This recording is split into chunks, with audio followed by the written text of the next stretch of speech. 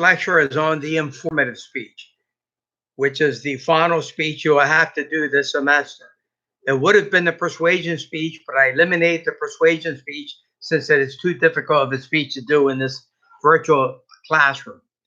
The informative speech is about 5 to 6 minutes in length. You do not need to use a visual aid.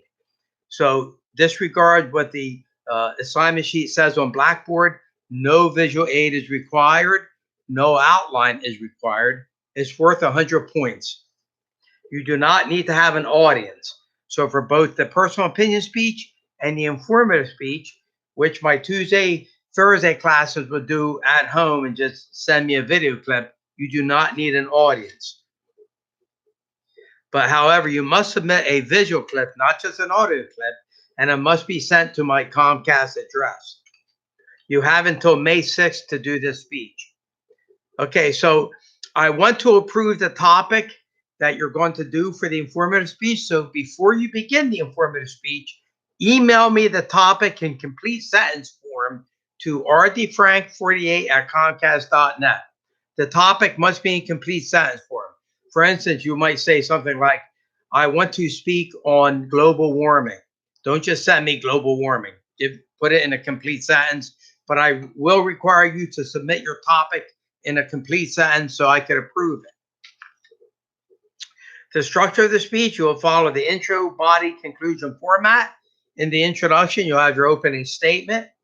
You'll have the specific purpose in which you discuss the topic, how you're going to organize the speech, which I'll get into, and the relevance.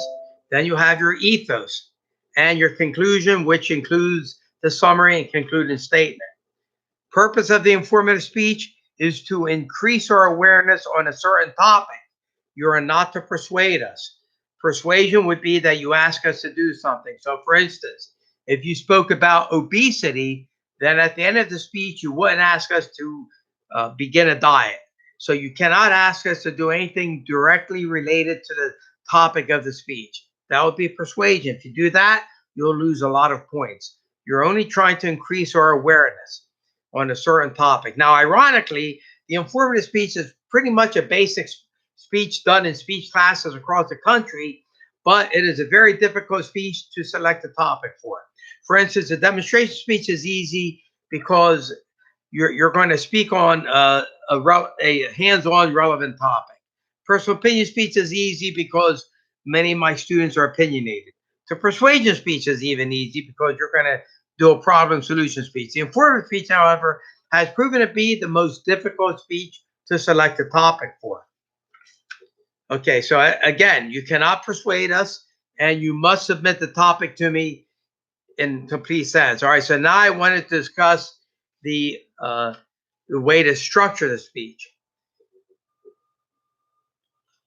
Okay, so in the body, you will be using 3 out of the 6 organizational patterns, which I will discuss now. Use only 3, do not use less than 3 or more than 3. The first pattern that you could use is the chronological pattern. In the chronological pattern, you would look at a topic, how it evolves over time. For instance, you could look at the life of Abraham Lincoln from birth to death, the chronological pattern. Again, I would urge you to read the assignment sheet on Blackboard to get a fuller understanding of the speech. And for more clarification, you could also email me or chat with me on Google Hangouts.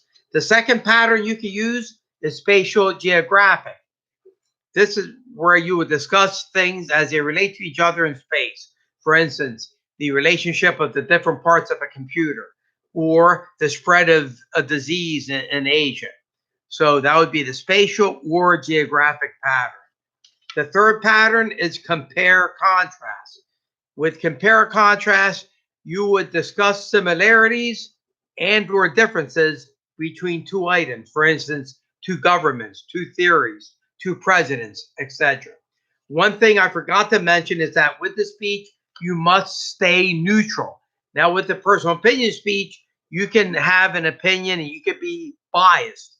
In the informative speech, you must stay neutral.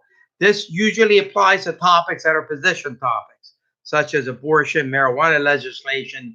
Wherever there's a pro and a con, you must stay neutral.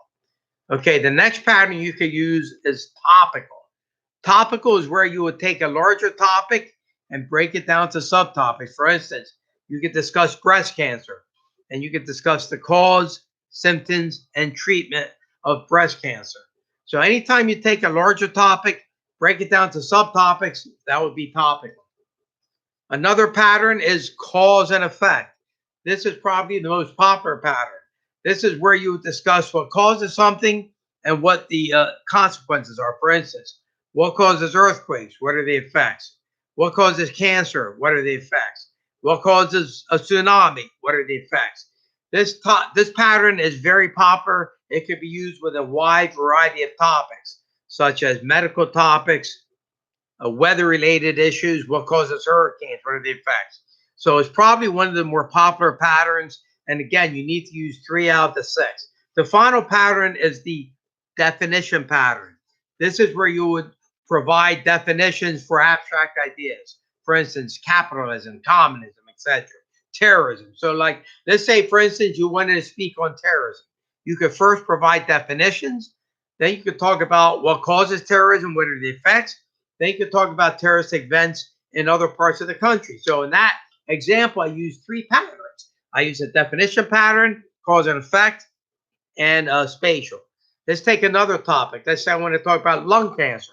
You could talk about cause and effect. What causes lung cancer? What are the effects? You could compare lung cancer to another type of cancer. You could look at lung cancer from one stage to another, which would be chronological. So again, you need to choose 3 patterns. However, when you submit the topic to me, I'll help you decide what pattern is best, or what patterns rather are best for your speech. That would be just a suggestion, but I will help you figure that out. Another requirement is that you must use support material, facts, figures, definitions, examples, statistics. So your speech must use at least 5 instances of support material, definitions, facts, figures. So read chapter 4 and chapter 5. So it's very important that you follow that requirement. Then at the end of the speech, you would summarize, and then you would, which is just a recap of the main points, and then a concluding statement. Now, with the speech, sometimes students like to persuade us. So for instance, if you spoke about obesity, you will say, today I spoke about obesity. It's a very important issue in today's society. Hopefully, because of my speech, you're more informed of this issue. Don't say something like, well, today I spoke about obesity. I would encourage you to begin a diet. No, don't do that, because that would be persuasion. So whatever your topic is, you cannot persuade us. And so I will give you examples of that when you email me. I'll try to make that clearer. But whatever your topic is, so for instance, if it was homelessness, you couldn't tell us to give to the homeless, even though that would be a good thing to do. But in this speech, you wouldn't tell us to do that. That would be persuasion. If you're talking about child abuse, you wouldn't tell us to intervene in a child abuse case. That would be persuasion. Plus, it would probably be a good way of getting yourself killed. So the thing is when you end the speech, you want to be very careful the way you end it. You cannot persuade us.